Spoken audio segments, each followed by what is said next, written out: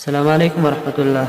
ملګرو له ټول نه مخکې زموږ چینل در سره سبسکرایب کړئ او ګنټۍ نښان هم کلیک کړئ ورسره.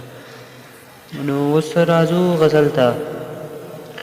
غزل داسې ته وایي چې خپلې یارانې کوه مزې کوه، خپلې یارانې کوه مزې کوه، یار سره قصې کوه مزې کوه، زموږ د غریبانو دې بس خدای مل شي، زموږ د غریبانو دې بس خدای مل شي، سترګو کې جګړې کوه مزې کوه، او یار چې درنه ورک شي پسې ژاړمه،